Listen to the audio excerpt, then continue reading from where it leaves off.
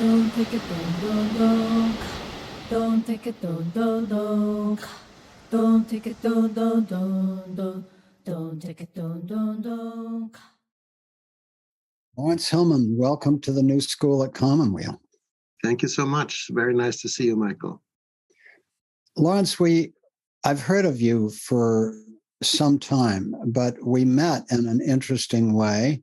A mutual friend of ours named Janet Harvey is former head of the International Coaching Federation, whatever the right word is, gathered a group of us together to think about how coaches can help their clients in what we call the global polycrisis, the sort of complete enchilada of everything that's going on in the world, environmentally, socially, financially, technologically, and so on. And there were just a handful of us, and I was so grateful to see that you were one of them. So we just spent 6 sessions together exploring the role of coaching in the polycrisis. Now, you are an astrologer and a professional archetypal astrological coach, a consultant to leaders of organizations, a workshop leader and lecturer. And you are also, as it happens, the son of one of the great archetypal psychologists, James Hillman, whose work has been foundational to the field of archetypal psychology. I've spent 40 years exploring archetypal psychologies, but I'm a relative newcomer to astrology. Of course, I've known about it for years, but I only got drawn into it past year or so. So I bring a beginner's mind to astrology. So as a starting point, I would just like to ask you to reflect on what being an astrological coach means to you. What do you do for people and organization as an astrological coach? Thank you for that wonderful question and for the introduction, Michael. You know, the key word here is archetypal. And you mentioned my background and you mentioned my father. And someone said to me once, I was marinated in archetypes, as a kid. And I really liked that analogy. And so what I bring to the table is a very natural way to relate, see, explore, and develop archetypes in people. My issue with archetypal psychology was always that it wasn't very practical, and people would say, well, what are the methods? What are the ways, the how-tos, how do I actually do this? And my father always said, that's not what I'm interested in. I'm interested in for you to change your ways of seeing. And that frustrated a lot of people. And my father was a double Aries and very sort of driven and headstrong and liked, I sometimes compare it to, he broke down a lot of sandcastles. That was kind of his thing. People's built up ideas about what is real and what is not real, or truth and these kind of things, beliefs. And he loved to tear those down because he wanted people to see differently in a more imaginal way. And I'm a double Capricorn, and so I'm a builder. And so I build sandcastles. And that's a big difference on the most foundational level of how we were different, and how that it's also two, horned animals that don't always get along, even though they're different types. But so I have been a builder since the beginning. I'm also a trained architect.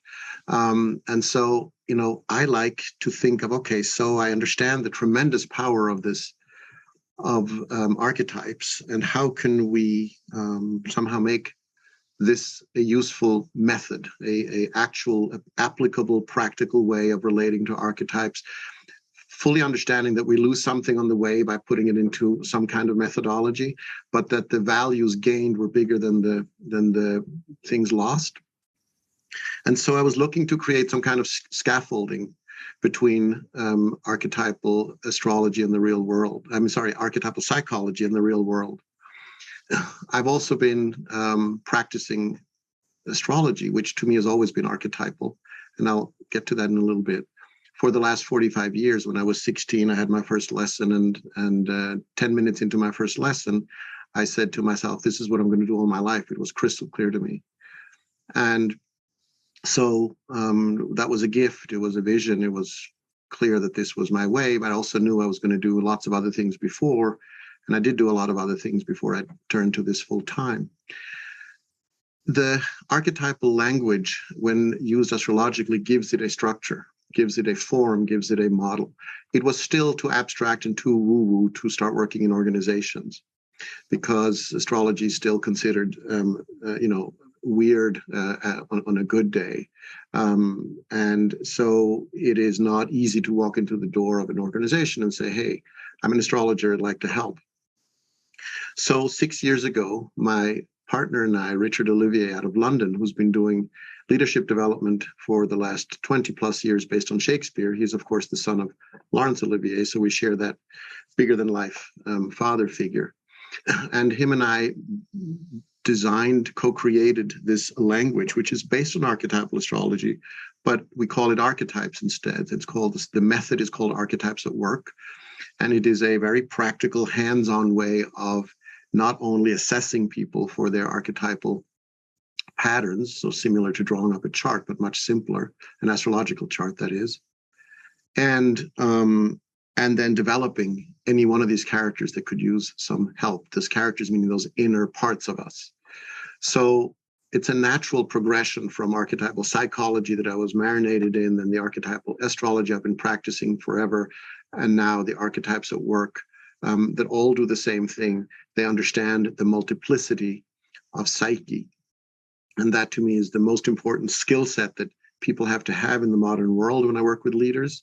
So what they get out of it is a language that helps them understand complexity, which is sort of the basic way that the world works these days, because complexity is a sort of right brain capability. You need to have imagination. You need to sit quietly, not have an answer. Keats's, negative capability. We need these skills to be leaders today that aren't just data-driven, left brain, and logical. That's important, but it's not everything. So many leaders, particularly men, because men are particularly in charge these days. In fact, in the West, it's white men. I showed that in my dissertation with statistics, if anyone's interested. That can be easily shown, but white men run, government, military, corporations, and so forth. And so particularly in that world, for lots of different reasons, these right brain capabilities, which are imagination, dreaming, compassion, sensing, just sitting with no answers, are very difficult. And so to teach that, to access that, we need language that is not judgmental and that is universal. And that's where archetypes come in, because archetypes aren't gendered. They don't care what color you are or what gender you are or how old you are. Archetypes are universal experiences that we all share. So if we can have an archetypal language for leaders who are interested in developing their right brain capabilities, that's where we come in. Oh, that's beautiful. One of the things that you write about is the well-known fact that astrologically we are entering the age of Aquarius, coming out of the age of Pisces. And that this, from an astrological point of view, is a very profound shift. Now, we all recognize that whether we call it the global polycrisis or anything else, that we are simply besieged by changes, environmental changes like climate change and so forth, social changes, tremendous upheaval, technological changes, artificial intelligence, financial changes. The world is in an unprecedented financial situation. And for many people, not all, there's an immense feeling that everything's collapsing, that the world is falling apart. And, biologists tell us that we're living in the Anthropocene, the man-created world, and that we're this is in the sixth great age of extinctions. We're, winnowing down life. It's like a bottleneck of extinction. So there's, particularly for people who pay attention to what's going on in the world, this seems like, as somebody once said, if this isn't end times, it's doing a good imitation, And so there's this immense sense of collapse. At the same time, we're entering the age of Aquarius, leaving the age of Pisces. As an astrologer, how do you understand both the near-term situation, the next number of years, and then the longer-term situation as we face the reality of the polycrisis and what humanity will become as we enter the age of Aquarius? Yeah, it's a great question, and it's an important question. I will start by saying that I'm an optimist, and I know that's hard to even say these days, but I am. I don't believe this is the end of us as human beings on this planet, and I'm quite aware of the global polycrisis. So I'm going to answer the question with a model, what I think, because you asked me what about this collapse? Because there is clearly a collapse going on. So I want to be quite specific about the collapse. What is collapsing? And I'm going to answer it with an image, with a model image. Humanity and human beings have organized themselves in a pyramidical form for thousands of years, but let's just stick to the last age, the Piscean age, definitely there, where you have one powerful person at the top. You have a monolithic structure in an organization. So for instance, you have one pope at the top down to the people in the pew, one CEO at the top down to the people on the line. You have one general at the top down to the people in the trenches, and so forth. You get the point. It's a model that is so deeply ingrained we don't even think about it. You're supposed to kiss up and kick down, and that's what we're told. That model is incredibly pervasive in our thinking. We don't even question it. That model is no longer there. That model is still there in lots of big companies and big organizations and wherever we look. We also have it in politics. You know, one president or one king at the top in most places, down to people who are voting and or subjects to the king and these kind of things. But when I say it's no longer there, I mean it's no longer there in the Aquarian age. And so let me say what I mean with that. I ask sometimes students when I'm teaching this, I say, so what do you think the new model looks like? If it's a three-dimensional pyramid is the old model, and I get things like a ball, a circle, a cylinder. I get all kinds of different models. To me, what it is actually more dramatic. It is what I call a three-dimensional exploded matrix, where you have this one dot at the top, which was like the center, is now split up into a endless matrix of which we are each a node on this matrix. We are incredibly tied into networks these days. That is the most Aquarian word I can think of. And, even things that we haven't thought about before, but like the power grid that we're, attached to, and the phone grid, and the cell tower networks, we're all incredibly, through these devices, we are completely networked all the time. And that's increasing, even in places where people didn't have access to the internet. That's increasing. The Gates Foundation has a wonderful project they're doing with that. So this is globally increasing very quickly, that more and more people are becoming part of this sort of global brain. With things like that, there are a lot of problems, of course, and there's also a lot of great things with the internet, like with any other invention. The point is that that's a very different model. Imagine if you're a leader or even just a citizen, completely in a pyramid mindset, while you're living in a world that is an exploded three-dimensional matrix. You won't understand, because you don't know where the structure is. You don't know who to look up to and who to look down to. We're all sort of connected in a whole new form. We have a new responsibility in that age. We have a responsibility to how we filter the information that comes our way before we pass it on. Which, of course, with all the conversation about fake news and bubbles that people are in and these kind of things, becomes an interesting assignment. But to me, what do I do personally as a human being, what filters do I use to read what comes my way, or listen or hear or feel what comes my way, and then pass it on. That's a new requirement for a person in the modern age. And some people are really good at it, and some people are failing at it horribly, just like with anything else that's new. But this, to me, is the big shift. And so what's collapsing are these structures everywhere, like the structure of vertical integration and these kind of things that are so well ingrained in big corporate thinking and in the military and so forth. Now, small and nimble and small groups wherever you go is the new idea, which is a completely Aquarian idea, where the nodes become teams, which is another way of thinking of a small network. So that's a radical change for humanity, and we have no clue yet how to do that. We're just learning. And, as someone once said, the internet is a couple of days old as a baby. Imagine when it's 100 years old as a baby, in 500 years, if we're still around, how much more advanced these things are going to be. We have no idea yet what's coming our way as far as AI and being replaced by machines and these kind of things. There's a lot of really amazing in some way and scary in another way technology coming our way. That's all part of the age of Aquarius.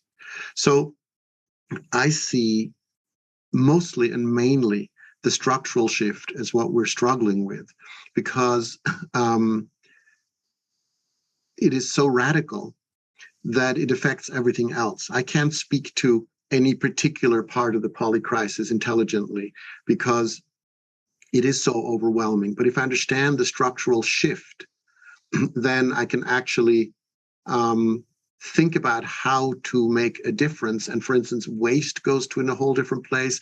Think about eBay, for instance, where people can suddenly recycle things in an amazing way that wasn't possible before. I would love to know someone who did a study on how much things have been recycled that were not thrown away, or they weren't sold at a yard sale, so you throw them away. Now you get on eBay and you can still send them to someone halfway across the world. That's a different way of distribution and of connecting with people and goods and things that I think is going to really change. And again, it's 30 years old now, the internet. It's a split second in history. So where this is all going, to me, is to be seen. But with that foundational shift in structure, I can at least understand and explain what's going on, which lowers my blood pressure a whole lot. That's really helpful. Laurence, as we talk, my eye keeps getting drawn to this photograph or painting over your shoulder, and I can't quite make it out. It seems to be a figure. But what is that? I forget the name of the painter. It's a French painting. There's a man and a woman, I think it's gods, I'm not sure, running. It's a romantic painting, running, and he's holding her, and she's got some kind of a shawl that's flowing behind her, and they're running together in the woods. It's a beautiful painting. Yes. Thank you. Let's talk about your teaching and experience of a few archetypes. And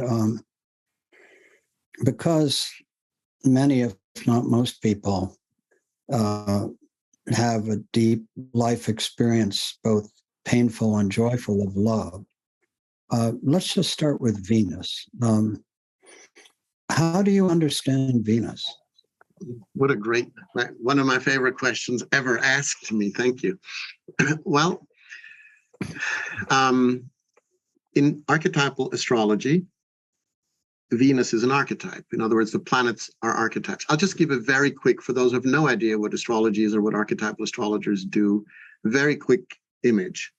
To me, when I step into the night and I look up at the sky, the planets are performing a play in the heavens. It's a play. They're actors on a giant stage. Because I know what I know, I can tell if that play is a comedy or a tragedy. That's what astrology can do. In other words, you can read the quality of the moment. Then how that then translates into our charts and things like that is different, but that's in essence what it is. And so if I think about the actor, Venus, the archetype, then an archetype is complex. It's not just Venus, the goddess in Greek mythology. Go to any mythology, go to any culture go to Africa, go to India, you will find that archetype represented.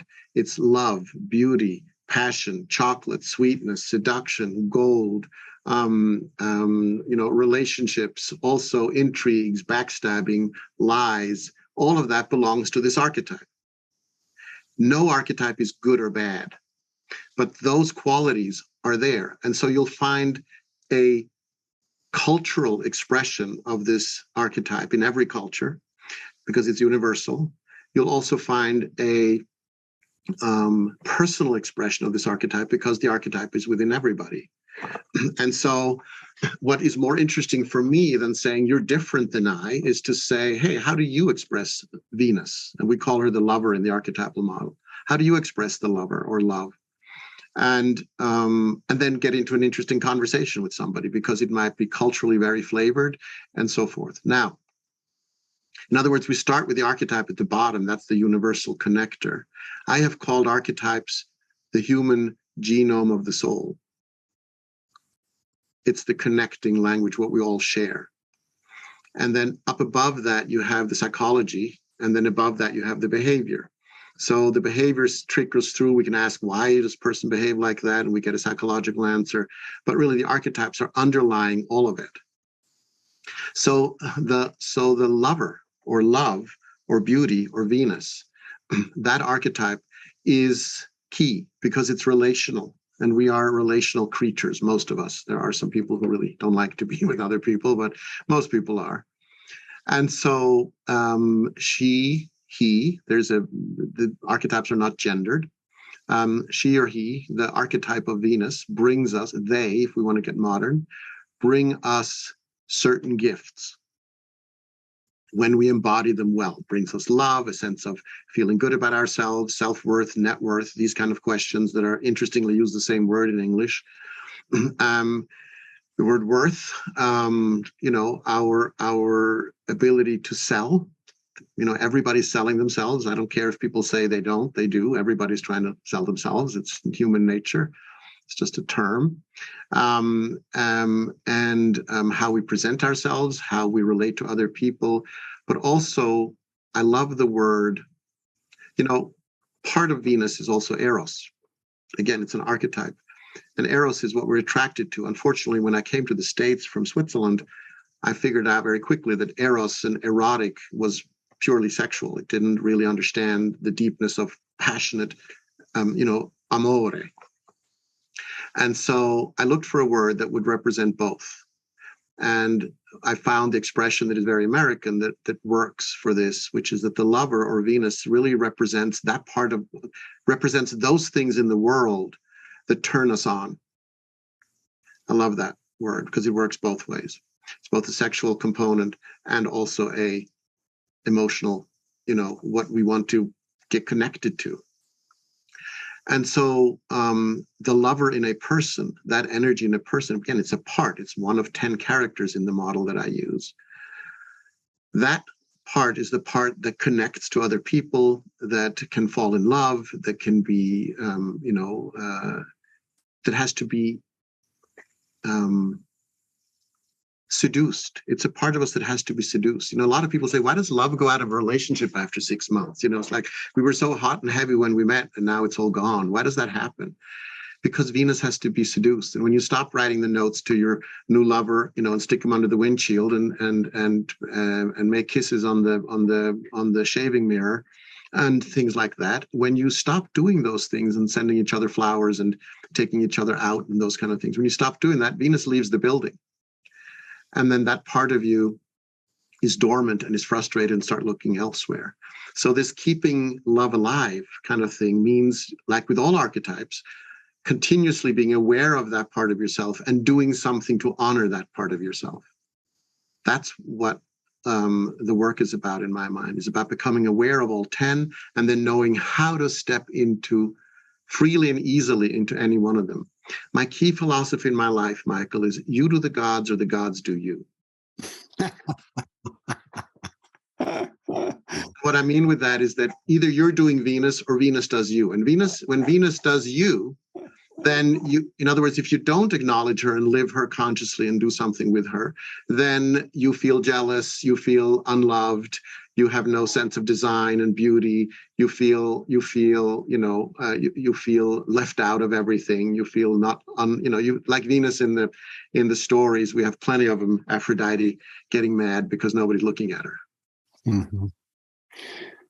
Speaking of the 10 astrological archetypes, you have your website, by the way, is really lovely. And you have keywords for the 10 astrological archetypes. So again, for those who don't know astrology, could you just briefly run through your summary of each of the 10? Sure. I will do it in this model, in the Archetypes at Work model, because that's the archetypes model. That way it's easier because we can do the planets in lots of different orders. I'll do them in this order. So we start with the sun, which is the sovereign, which is that part of you that says, I am, I want. The inner sovereign has to do with my purpose, my radiance to the world of my own inner sort of sense of me. Most people stop at astrology there. It becomes a sun sign astrology. I'm a Leo means nothing to me. That's like telling me, I'm a red dress. It doesn't matter. A red dress has no context unless I know if it's an old man in it or a young woman in it. That's going to make a difference. And so it's the context that matters, not the I'm a Leo just means my sun was in Leo when I was born. It doesn't say more than that. You have 9 other actors on the stage, so it's very limited. It's like saying I have a shoe size 10. That might say something about you, but not much. So the sovereign but it is the core, which is also courage. Courage and cœur and corps are all from the same word root, and it's your heart. Cœur means heart in French. And so the sun is the first character in this order. The second one is Saturn, or the strategist. It's the part of you that is ordered, focused, organized, gets things together, shall we say, disciplined, becomes a master at something, stick-to-itiveness, nose to the grindstone, that kind of a archetype. Next one is the nurturer, which is the moon, which is about caring for others, feeding others, taking care of people. Self-care, knowing how to pour yourself a bath, feeding others, soup kitchens, hugs, mothers, embrace, bosom, all those things belong to, safety, home, hearth, all of that belongs to the nurturer.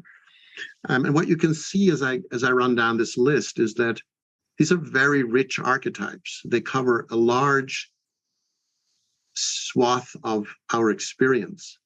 Just like all those words are multiple. But what we can as human beings is recognize what's at the core, which is the archetype. You can never see the actual archetype. You can only describe it, surround it. And so by giving you these words, all of us can immediately start to feel what they have in common. Like, oh, okay, I sense why mother and feeding and home and hearth all belong together and are different from lover or warrior or strategist. Right? So that's the cultivating of language. So that's the nurture. The next one is the lover, which I've just described, which is Venus. And then we have the dreamer. And the dreamer is Neptune. That's our capacity to sort of break the veil. That's the part of us that understands non-duality, that duality is a fantasy, that nothing is separate from anything else. It's the part that likes to get stoned or drunk or just daydream or lie in the night and look up at the sky. It's the part of us that is most imaginative and has this right brain capability, maybe the easiest of all of our inner archetypes. And then we have the storyteller, or Mercury, who is, literally the storyteller, is the one who likes to connect and commute. And it's the mercurial part of us. By the way, most of these planets and archetypes have names that are in the English language. So Venus is Venusian, and Mars is martial, and Mercury is mercurial, and Saturn is Saturnine, and so on. So this is deeply embedded in our culture and language. And so again, we have the storyteller who also connects, is very quick and witted. And to me, the best embodiment of the quick-witted storyteller is Mark Twain. There's my favorite author of all times because he's so sharp with words and gets it and plays with it. And that mercurial way is a good example of a storyteller. Then we have the renegade, or Uranus. I sometimes call this the third finger planet. It's the part of us that does whatever it wants and doesn't really care what others think, and it's our free and independent and off the grid and completely outside of what other people say and care. It's the most democratic in the sense that it looks at other people as not of any in any other way, this part of us in any other way than their humanity. Doesn't care again how they look or how old they are. Uranus is the planet that rules the age of Aquarius. So we're all becoming more Uranian, or being awakened in our Uranian way than ever before. So people putting a tattoo on their forehead was not really an option, but it's now perfectly acceptable. So that's the renegade sort of way of expressing my individuality and saying, screw you if you don't like what I am. That's part of the Aquarian age as well. And that's another conversation, but that belongs there. So that's the Uranian side of us. Then comes Pluto, the transformer, which is about essentially in one simplest sentence to say, it's about death and rebirth.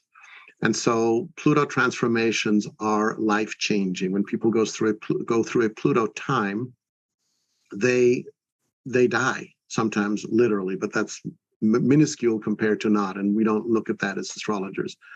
Nobody in their right mind would ever tell someone when they might die astrologically. That I don't even know how to do it, and I think it's very unethical. But what we do is say, you're going through a death experience, and that's not literal. And those of us who've been around more than 5 years have had such an experience at some point, where everything seems to just die and collapse, and we get stripped of everything. That's called a transit, one of these times when the planets activate certain parts of us in our chart. Another line that I have is pardon my French here, but bullshit doesn't survive a Pluto transit. Mm-hmm. So when Pluto is active in your chart, whatever is BS about that part of you is out the door. There's no way that can survive. Pluto is much more powerful than those ego hanging on to, well, I'm a this, I'm a that, watch it all go right out the door.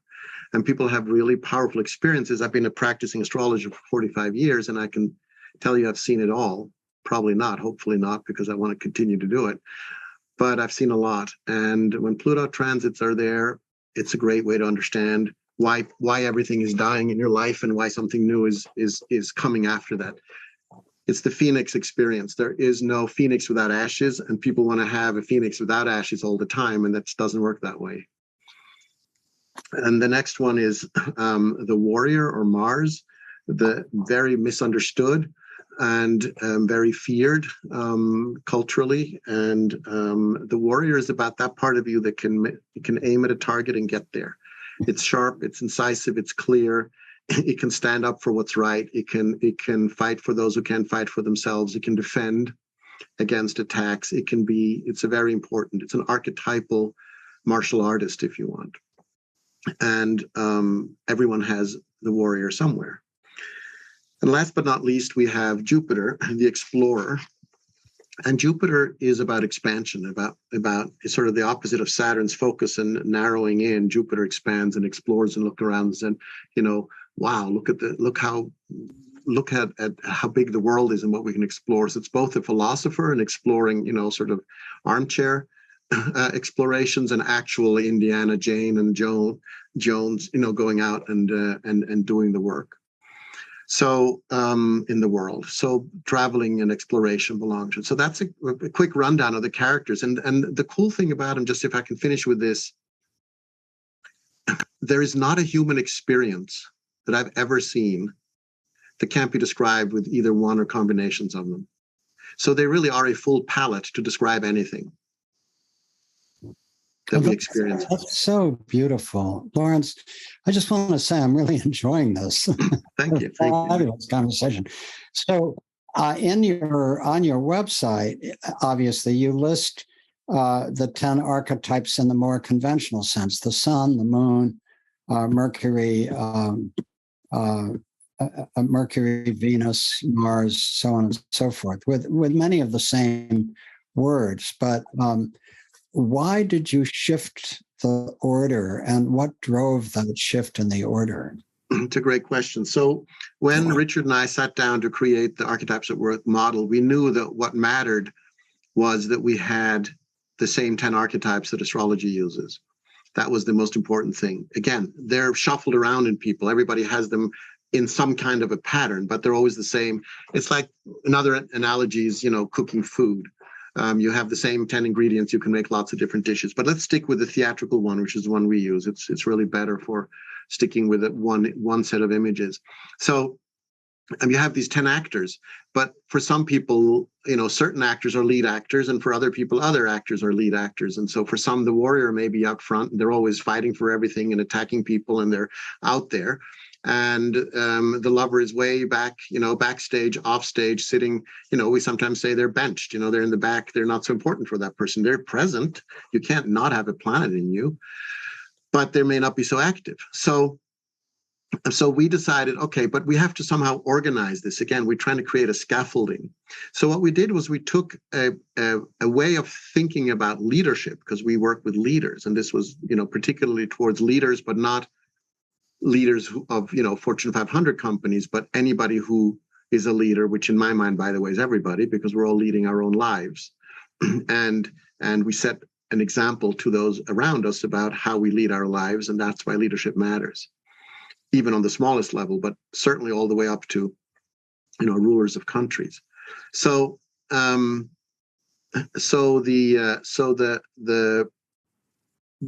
organizations already have certain ideas that we knew we wanted to tie into so that it would be easier for them to understand our model. And so we said, okay, well, we'll use an existing idea, and then we intertwine that with the 10 archetypes, and now we have a good model. And the existing ideas, we added some stuff and changed some stuff, but essentially we said there are 5 realms of leadership.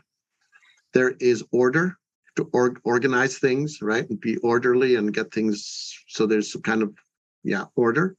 Then there is care, there is relationships, big part of all.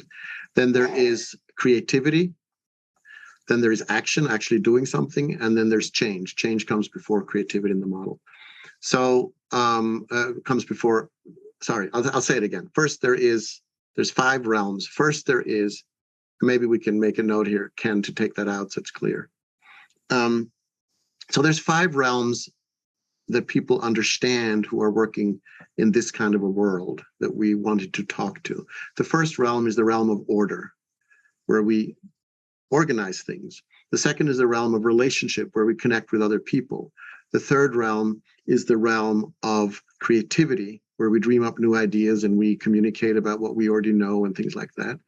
The fourth realm is the realm of change, because everything is changing all the time.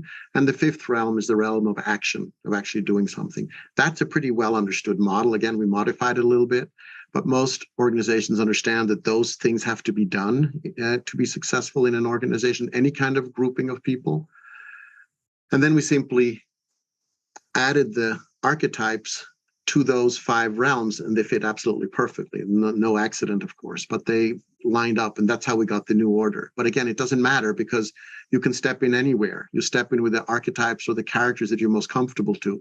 It's like saying you can enter a stage from any side. You don't have to come in from the front. So many directions I could take this, but a good one would be, you met Richard, Laurence Olivier's son. You shared the experience, which I also share. My father, Max Lerner, is a famous political philosopher. And so the experience of being the son of a famous person is one I can definitely relate to. But you and Richard had more famous fathers, and both really extraordinary contributors to the human experience. Where did you actually meet? What happened? How did you come together? And how does that partnership continue to work for you? Thank you. So First of all, Richard and I have a club called The Sun Also Rises, which is our own little, and we might send you an invitation. The problem with the term is that it doesn't work for women, because we've met plenty of women with famous fathers. So, but you might get an invitation one day. Oh, my goodness, I'd be honored. But it's a fun little club. So, but essentially, my father published Richard's. He wrote an autobiography after his father died. And my father published it with Spring. And then my father turned, I guess, 70 in 96. And he invited Richard in New York to his birthday party. My wife and I were there. And my father said, hey, Richard Olivier is here. You should meet him. You might like him. You guys have this father thing in common. So Richard and I met, at the party, and the rest is history. Then he invited me to London, to the Globe Theatre, and I did some work there on Shakespeare and astrology. And Richard was, at the Globe at the time. And then Richard, very soon after that, started this movement with combining leadership and Shakespeare. He's a trained theater director.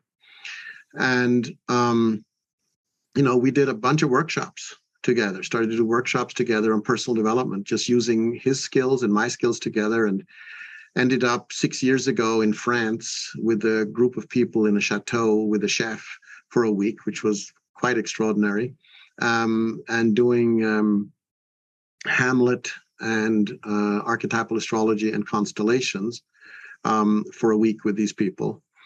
And it was such an ecstatic experience. We were on a total high, and on the way home, we all spent the night at the airport in a hotel. My wife went to bed, and there was a third teacher with us, and Michael. His name is Michael, and Michael and Richard and I stayed up all night. And essentially, Richard asked me, "Hey, could you translate this, what we have experienced, into business speak? Because I work with organizations, and I'd love to do this with businesses."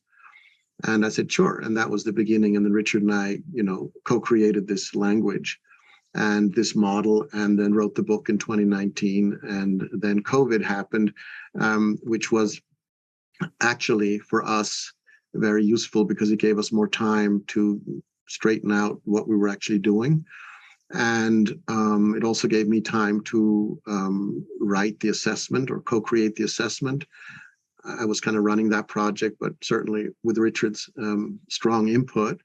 And we have now an assessment that organizations just love. So it's an archetypal assessment that gives you a readout of your preferences of these archetypes. So yeah, I'm really comfortable with this one. I'm really not so comfortable with that one. And that gives opportunities for development. And we use it in L&D, leadership development, and OD and team development, and all kinds of things. And it's quite exciting how quickly this has taken off. Last 8-9 months, it's been just insane. And so we are also training people. We have a guild of archetypes at work practitioners, people who have learned this language. It's about 106 hours of training overall. It's very much an embodied language. So all that theater stuff that Richard knows comes in. And so people are in their bodies doing stuff all the time to really feel, embody, and not just intellectually understand archetypes that they're talking about. And then we invite people to become guild members, and then they go out and do the work in organizations. And sometimes they need other guild members because their project is bigger than they know. And so they can find other members in the guild. It's kind of an old-fashioned European model. And it's quite exciting how that our biggest problem right now is not having enough people. Let us go, if we may, to your growing up with James Hillman as your father. What was it like? He was absent most of the time. He wasn't really very engaged as a father. And I had a lot of resentment about that, until one day he invited me, right before I had my first daughter, he invited me to a men's retreat that he was doing with Coleman Barks, it was at the time, and Michael Mead, and 110 guys in the woods. This was in the early 90s in the East Coast somewhere, and Asheville, North Carolina, that's where it was. And And I went there with my dukes up. I was in therapy. I was ready. I was gonna, confront him. And why didn't you this? And why didn't you that? And all those things. And something very different happened. I had this very strong experience that I recognized what I did receive. And he would have these presentations in the evening. Again, these 110 extremely wounded, some of them men, Vietnam vets, and all kinds of people with really deep wounding. And I would sit there and he would talk to them, and I realized that so many of them didn't get what he was saying. Like, it just, it was, he had a way of sometimes talking that was hard to, again, it was very abstract and very theoretical and very wonderful and poetic, but how do I actually apply this to my life? A lot of people would ask me. And I just sat there and I'm like, I get it. I totally get it. And I realized what I had gotten, not what I hadn't gotten. And I started to focus instead of on why did he never pitch me a baseball in the yard, instead of like, oh my God, I was marinated in archetypes. And I had this tremendous surge of gratitude, which I was able to express to him. And it was a really important moment for both of us. And then I went back, had my first child, and life began in a whole new way. It was an important moment. So since then, from then on forward, I started to value all the things that he had given me, which were profound, a way of thinking, a way of not just accepting status quo, a way of thinking outside of the box, but most of all an archetypal eye, to be able to see. And then also the sense that I wanted to build onto that and take it further, make it more practical, make it more of something people can actually apply in a useful way on a daily basis. So in a way, which was also, later then when I finally got around to a PhD in my 50s, I sort of built my work on, for the doctorate, honoring him and his work. And he was my tip, or the theory and practice that I built on. So it's like this standing on the shoulders of those who have gone before you. And I did that very specifically and on purpose on his work on archetypal thinking, which is beyond archetypal psychology. It's really archetypal thinking. And so it was a late blooming relationship. I was also privileged to be there the last 6 weeks of his life and spend some very quality time with him. So I feel very, very fortunate and also very ready to move on to build my own things from the gifts that he has given me. Hmm. What was your mother like? Who was she and what was she like? My mother died when I was 19. She was a dreamer. She was very imaginative, extremely creative. She lived sort of in a fantasy, imaginal world all of her life. She was Swedish. Her name was Katarina Hillman, or Katarina Kempe was her maiden name. But she, I have this strange sort of three-color background where my mother was Swedish, my father was American, and I was born and raised in Switzerland, the third country. From those two. And so people have asked me, well, how does that work? And I've always explained it that my mind, in other words, how I was trained to think and just my early learning and how to learn and teach. My mind is Swiss. That's that ability to build things. It's also where I went to architecture school, partially. My heart, which is my passion and where I get excited and where I, go out into the world, my heart is American because I feel I love this country and I love to be here and I feel the passion to fight for, what's left of it. And then my soul is Swedish, which is that depth of, the pond in the woods. And I still go to Sweden every summer. I've gone there almost every summer of my life. And it is just so incredibly enriching on a soul level. So I have those three cultures. Also makes me kind of a globetrotter, that having that from my mother and speaking the language and the culture and just knowing my way around in so many places also makes me homeless in a way. Since you did your PhD based on your father's work, how much of his work have you read and studied? I mean, he has, I don't know what it is, 10 volumes, or I think the collected works runs 10, 12 volumes. How much have you read? I read very, very little until I started, until he died. It was very hard for me to read anything. It was, first of all, I felt it was in some strange way competing with my work. I felt like it was, I couldn't find my own voice if his voice was in my head. And when I finally started to read his work and then read a lot of it, I can't quantify it, but I read a lot of his work when I was studying it, and I have now over the 11 years since he passed. It's incredibly understandable, and it just rings so many bells to what I heard all my life. So it's like, yeah, of course, nicely said, nicely put into language what I had already internalized in so many ways. So again, it made me feel very fortunate. You rightly said, I mean, James Hillman was known as the bad boy of archetypal psychology. That's the kind of nickname. And you're right, as a double Aries, he liked to take down sandcastles. And he liked to be, I have done a lot of work at the New School with James Hillman's work, and I can't claim to have read everything. But my question for you is, at a theoretical level of how your father held archetypal studies, the archetypal eye, and archetypal psychology, is there a place where you diverge either experientially or theoretically from his teaching? In two places. First, in his verboten notion of developmental psychology, that I think I totally disagree with him. Of course, we develop.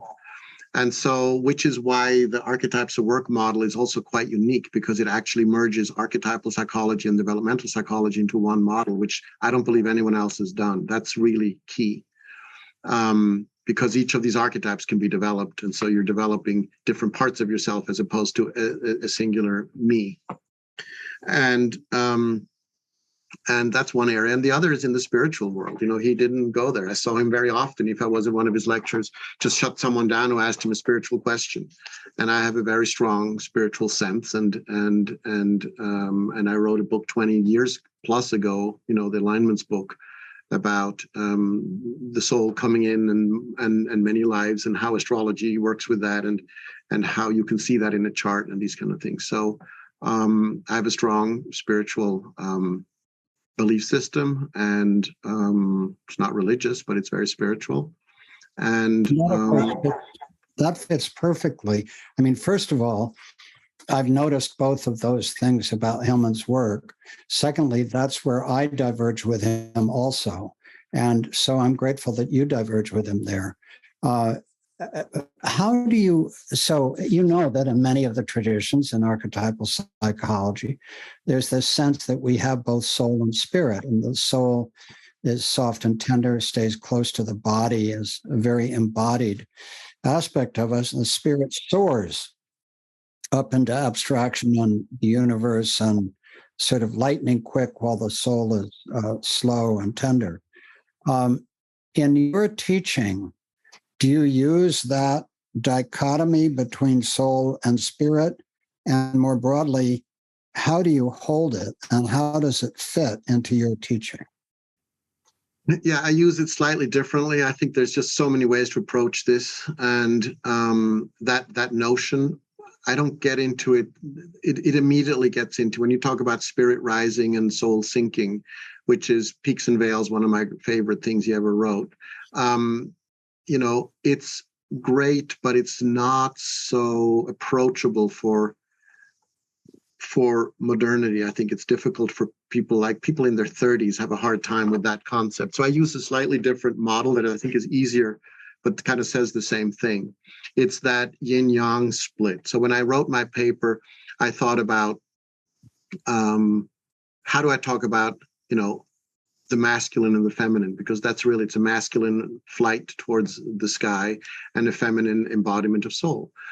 And so the conversation is really, really important. It's the key conversation of my dissertation, of my work, of everything I believe in, is this left brain, right brain kind of a thing. So that's a model that I think people can relate to easier.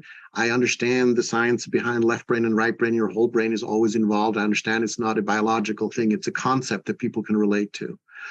And so the so that the left brain is the culturally dominant way of thinking about things. It's evidence-based, it's data-driven, it's scientific, according to the scientific model.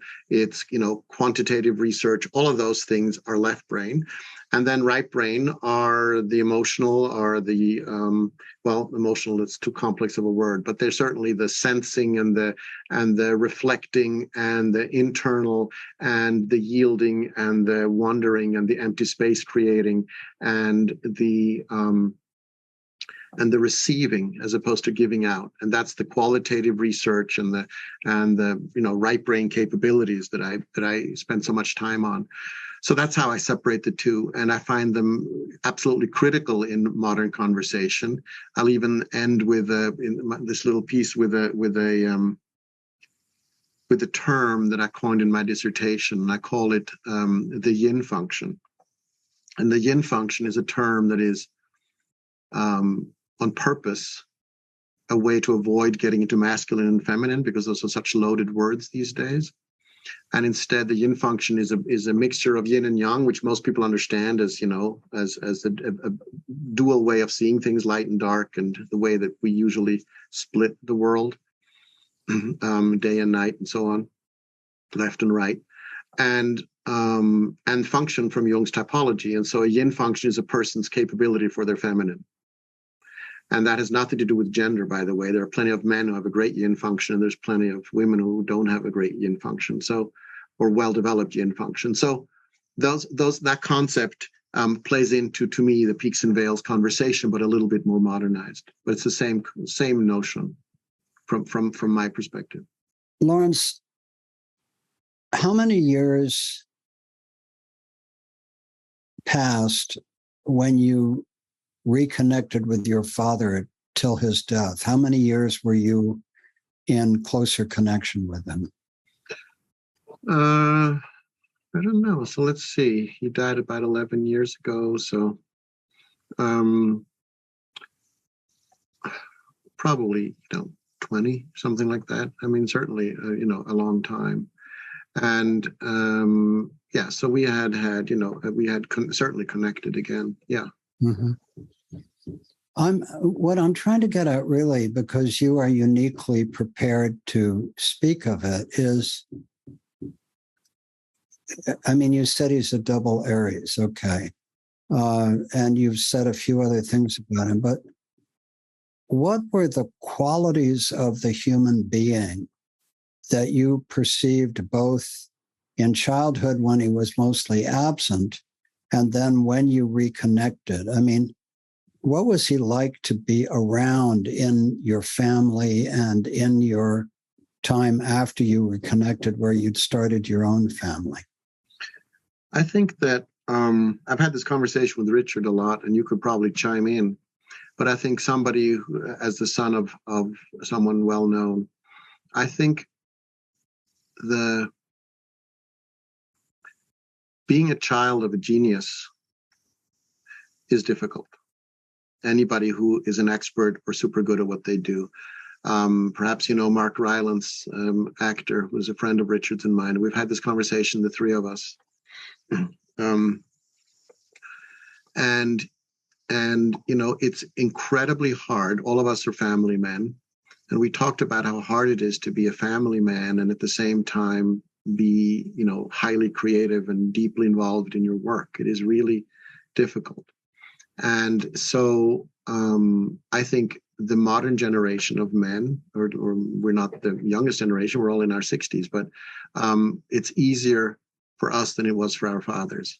In fact, I know that because the culture has changed and because we're more involved as fathers anyway, with parenting, and the relationships have changed. We're not expecting our wives to sit at home and do the housework. So it's a different world.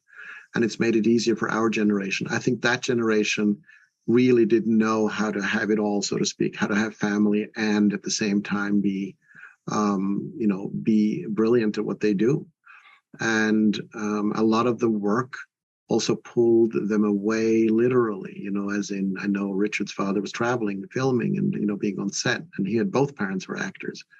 So And in my case, my father would go off and lecture. I mean, sometimes he took us with him, like when we went to Chicago in the 60s and lived there, for months. But this kind of a immersion in one's work, when it's not about a 9-to-5 job, but they become their work, is hard for a child to live with. And it was hard for me until I had to face the same dilemma.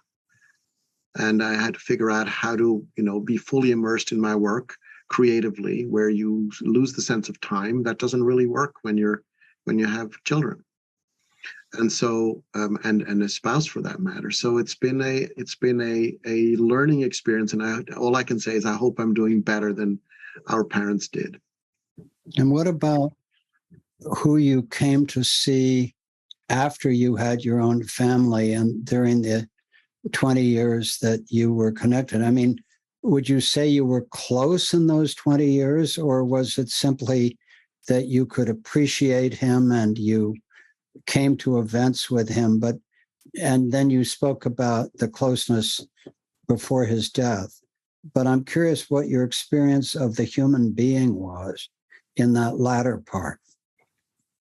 I don't think we became much closer in those 20 years. I just think it was a more workable relationship where he was more available, and age had taken a little bit of the gung-ho sort of double Aries kind of edge off, and I felt it was easier to connect with him, but there wasn't more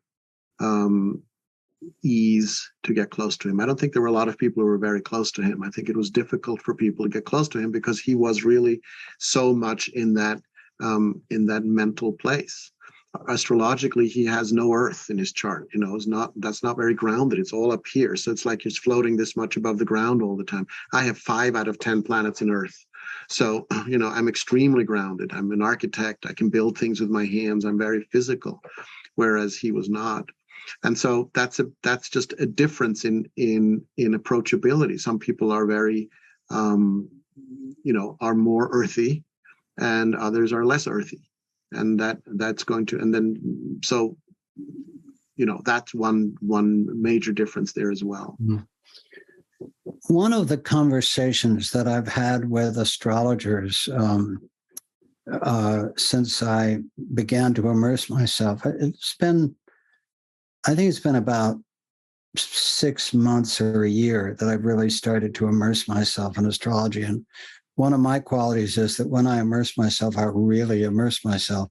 But it's the question of how it works, why it works. And I've spent a lot of time thinking about that. Now, you properly in your book say it's not that the planets cause things, it's synchronicity. It's as above, so below. And at a certain level, that's an explanation. It certainly requires a profoundly metaphysical stance, but it's still not entirely satisfying to me. I'm going to carry on here for a couple of minutes because there have been so many different astrologies, right? So many. And they differ from each other all over the place. I mean, there are certain commonalities, but they differ immensely.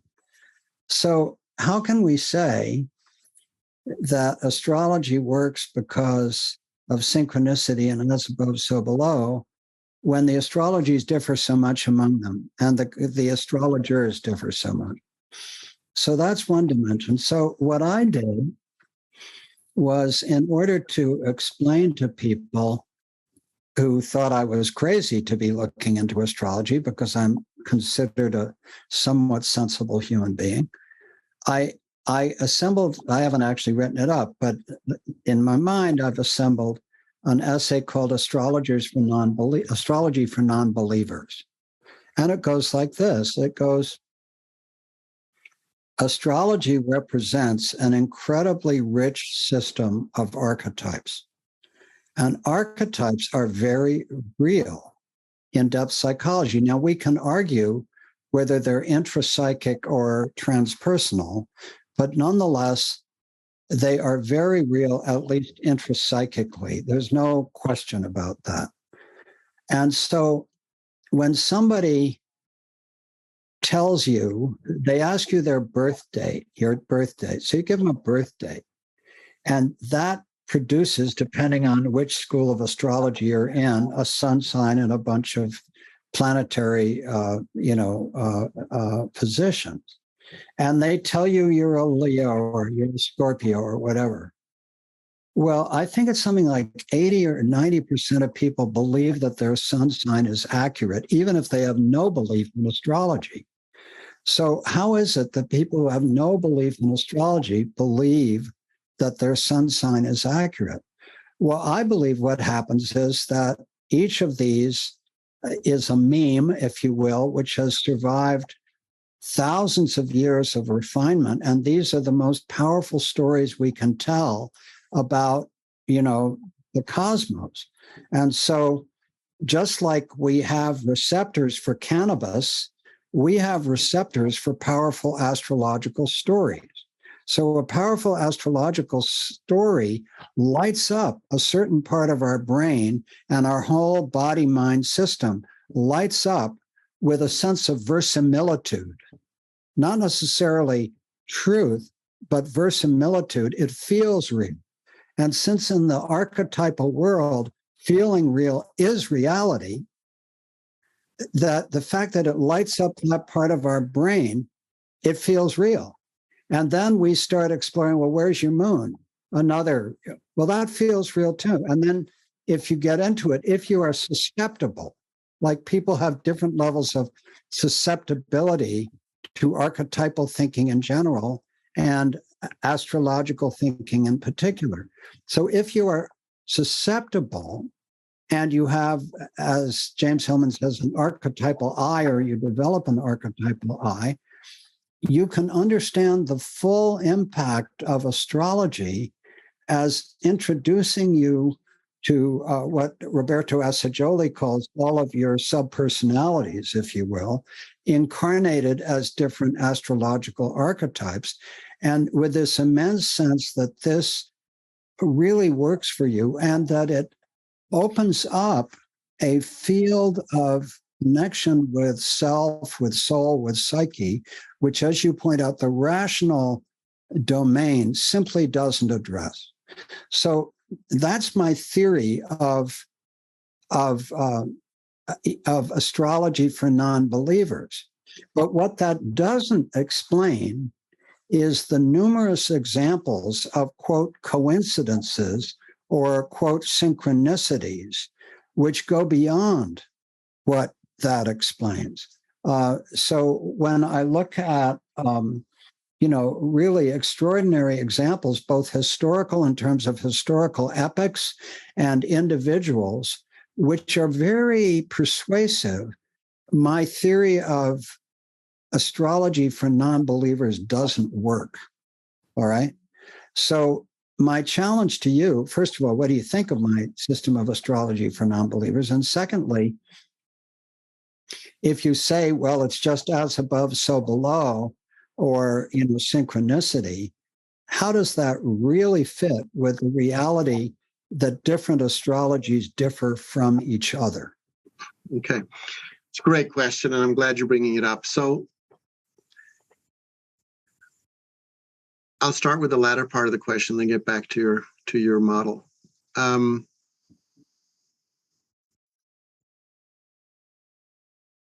two big differences are how we reference in astrologies, or how we reference the sky, which is essentially, in a nutshell, Western versus Vedic, and the different zodiacs, how we see the zodiac.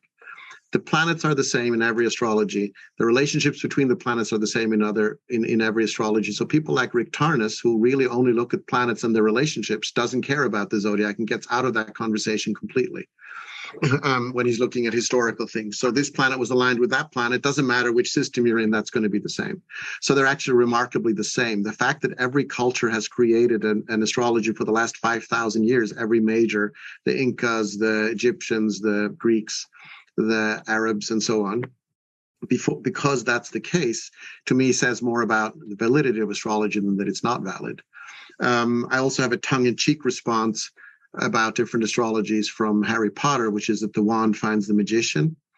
And I really believe that I don't really care what school somebody comes from or what tools they use or what method they use. I look at the end product. In other words, if this is useful for a person, that is my only criteria. If this makes a person walk away from a astrology session saying, this is useful for me, and somebody can be arrogant and say, well, you're just a really good person reader, and so you are just figuring out, they give you little hints and micro gestures, and so you can know in which direction to go. There's all of that out there. There's the debunkers out there all the time. To me, that's a completely useless way of going about a very beautiful art. It's like saying, I'm going to analyze this painting based on the chemistry of the colors. And it's not the essence of the painting. We are talking about and this starts to bring me to your first part. We are talking about a right brain language. A right brain language is not measurable or addressable with a left brain approach. So I don't care which parts of the brain light up. It's interesting. I like science. But it's not the purpose of doing a reading. The purpose of doing a reading is relating to a person's soul. That will be like saying, I don't want to reduce the feeling of love between two people to firing of synapses in my brain. That would be awfully sad. So I'm not interested in that conversation. I understand it. I understand it's important. But I used to spend a lot of time trying to prove and trying to be accepted in the scientific. I have a very, very scientific background. And I also have an engineering master's. So, I get that kind of thinking. Doesn't interest me. What interests me is the soulful language that we're so hungry for that can speak to this other side, to these other experiences. So that would be my sort of overall stance in this conversation. The as above, so below simply says that there is no separation between us and the planets, that the mindset that we're approaching this with is that the universe is one, which every spiritual teaching ends up there. There's oneness. There's no separation. The whole non-duality movement of our day is very much about that. There's no separation. People who come back from psychedelic trips tell you the same thing. There is no separation. But we have created this separation, that there's something going on in the sky and there's something going on in the earth and there's no correlation. If they're part of the same system, if we assume that for a moment, and we're trying to understand something that's as complex and as confusing as human behavior, which is part of the system, we can go to the only part of the system that's actually extremely organized, which is the movements of the planets. I have argued before that the only thing that we know for sure, that we know 100% for sure, is where the planets are going to be in 24 hours or in 72 years or in 25,000 years. And so that gives us some structure in a very chaotic reality. And so if we go there, we can get some kind of a understanding of this chaos that we call human experience by looking at this very structured place. And because they're not separate, we can understand something about what's going on over here from what's going on over here. But that means we have to be able to read what's going on over here. We have to be able to read the language that the planets are speaking. So that's my answer. So I don't think you have to be a believer, but you can look at the efficacy of it. Does it actually help people? And and again, to just dismiss, well, it helps people because you're telling them what they want to hear, is also total BS. Those are people who have never actually had a reading or been in a professional astrological setting. And so to me, it is really the proof really is in the pudding. That's why I keep doing it, because it helps people. And people say, this has changed my life. I've talked to you for an hour, it's changed my life. I've gotten that literally hundreds and hundreds of times in my life. That is humbling and makes me continue to do what I do. I completely get that. It's a beautiful response. I accept that completely for readings with individual people. But if we go back to your point about Rick Tarnas and his extraordinary book, Cosmos and Psyche, and he's not alone in this, he is reading not only individuals, but whole periods of history. And so my struggle, I totally understand how a gifted astrologer helps an individual who is open to it in transformative ways. What I haven't worked out is how one can read cosmos and psyche and how to explain it. In other words, either it's an incredible example of selection bias, and I've said this to Rick. I did a wonderful conversation with him. Either it's an incredible example of selection bias that Rick is so brilliant that he looked at all of history and cherry-picked all the examples of people and things that fit within an astrological framework, or something's going on. One of those two. Right. If something's going on, I can't get to what's going on from your accurate observation that what matters to you is that the astrological reading of high quality so often is transformative for people. That's a separate experience. Okay, here's the link, if I understand you correctly, Michael. It's a paraphrasing of a Nietzsche quote. We can take any what if we know why. Mm-hmm. It was used by Simon Wiesenthal, but it's actually from Elot, talking about the Holocaust. But it's actually a Nietzsche quote, and it's one of my favorite lines ever. So astrology, for me, people are saying WTF all over the place right now. I never asked that question, ever. Because to me, what's happening in the world makes completely and perfect sense from an astrological perspective. It gives me the why to the horrific what that's going on. And it's not an excuse. It's an objective saying, here's what's going on, so here's what I'm going to expect. And so what happens isn't shocking, isn't terrifying, it can still be extremely disturbing, but it's not a surprise, because I know the why to the what. So for instance, the US Pluto return that people have been excited about for 30 years, it doesn't matter what astrological system you believe in, unless you're Vedic and you believe in Pluto, that's another conversation. The US Pluto return is incredibly evident. And that's beyond this conversation, but it's stuff that astrologers have been, like I said, very excited about for a long time. It's been written up all over the place in our community and even elsewhere. And now it's manifesting. We're in the middle of it. So that lowers my stress level tremendously, because I get a why to the what. That's its usefulness for the global connection. So that's like, instead of talking to an individual, that's talking to the culture. I've written several articles on my website about different things. I wrote about the pandemic from the Pluto perspective and so on.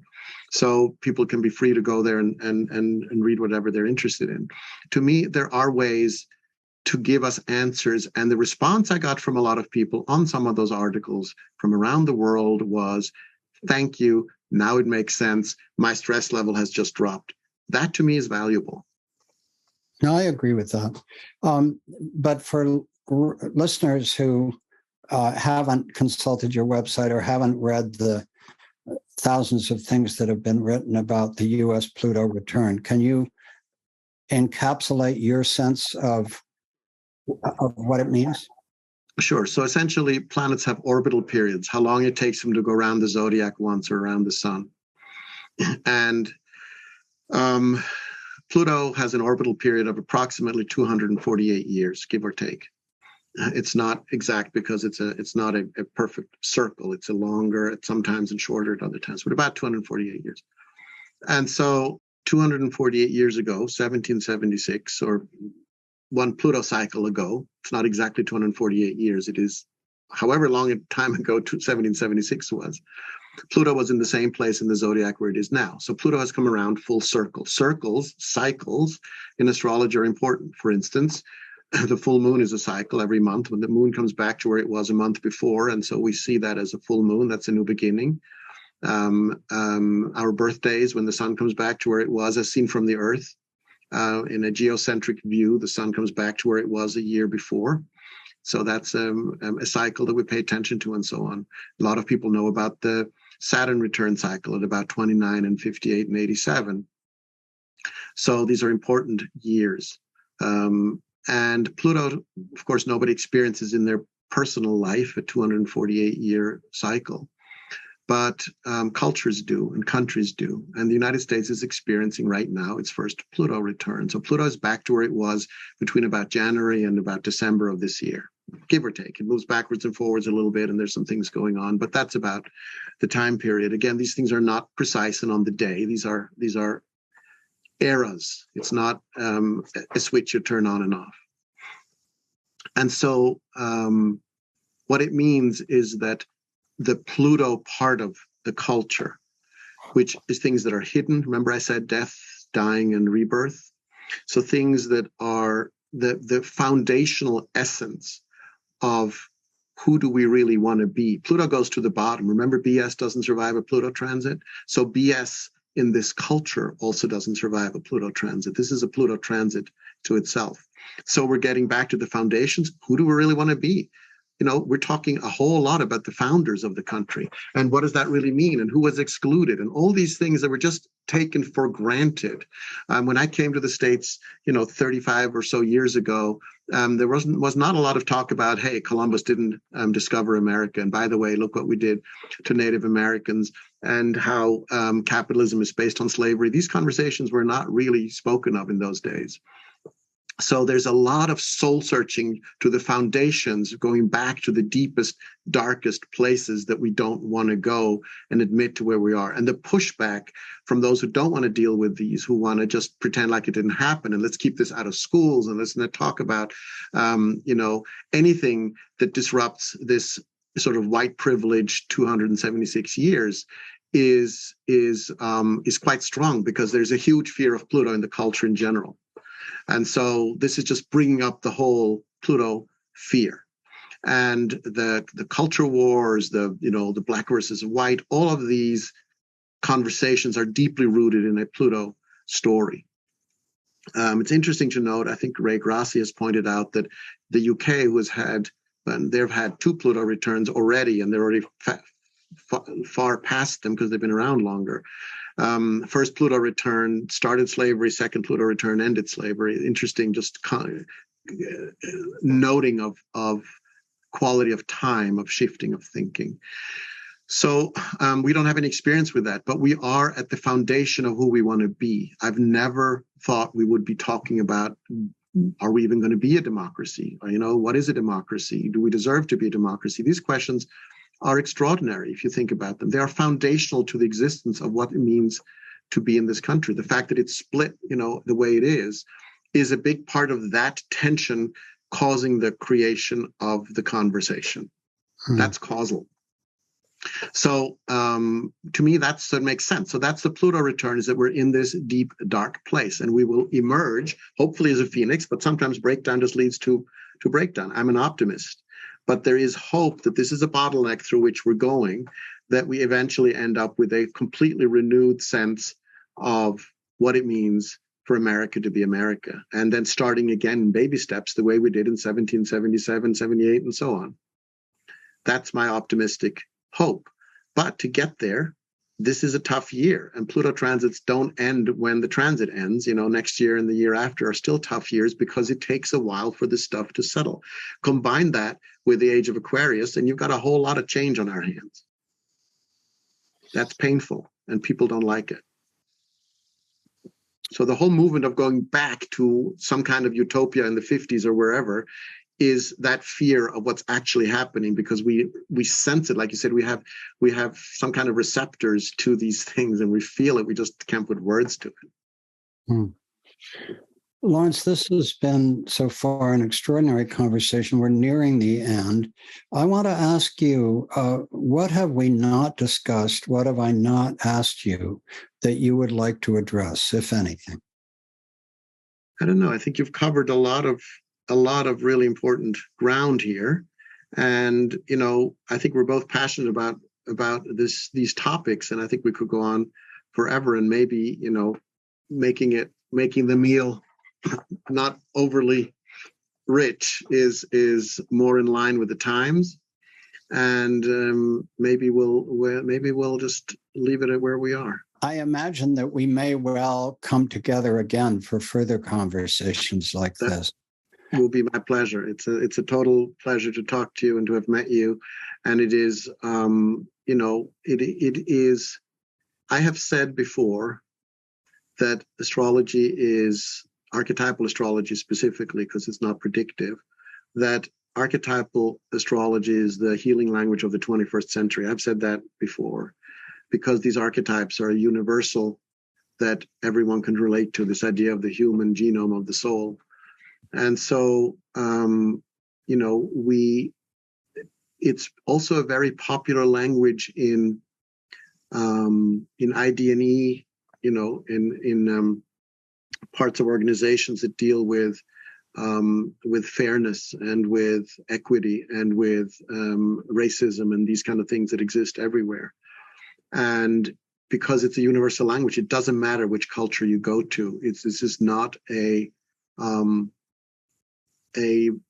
model that is grounded in any particular culture. That's why every culture in the world that's major culture over time has created its own astrology. So the archetypal model, even more than astrology, is a universal language. We need a universal language to bridge otherness. And I'm very hopeful that this language can do that, as I see it does. Well, I think that's beautiful. And I love your focus on the archetypal language as the universal language, because it is broader, of which astrology is such a profound exemplary, example. But I agree with you that archetypal language is, I love the DNA of the soul, I love that. And I'm so grateful. I'm grateful that you survived being the son of a famous person. That is not necessarily an easy thing to survive. I'm grateful that you and Richard Olivier co-created Archetypes at Work. I'm grateful for your teachings, and I'm also grateful for your optimism. Optimism is in short supply these days, and so to be able to face the astrological reality, the archetypal reality, and to embrace all of this with a frame of hope is an achievement, and I thank you for it. Thank you, Michael. I'll end with sort of a tongue-in-cheek line that I say to people who are suffering in with a transit, and this is true, I think, for the collective as well, is that by definition, every transit has an expiration date. And if the transit is indicated, because that's the cyclical nature of things. So that also means that by definition, every crisis, as read astrologically, has an expiration date. Mm-hmm. Laurence Hillman, astrologer, archetypal coach, consultant, lecturer, writer, and just wonderful human being. Thank you for being with us at the New School. Thank you so much, Michael. It's been a total pleasure. Take care. Don't take it, don't. Don't take it, don't. Don't take it, don't. Don't take it, don't. Don't take it, don't. Don't take it, don't. Don't take it, don't. Don't take it, don't. The river is a healer. The river is a savior.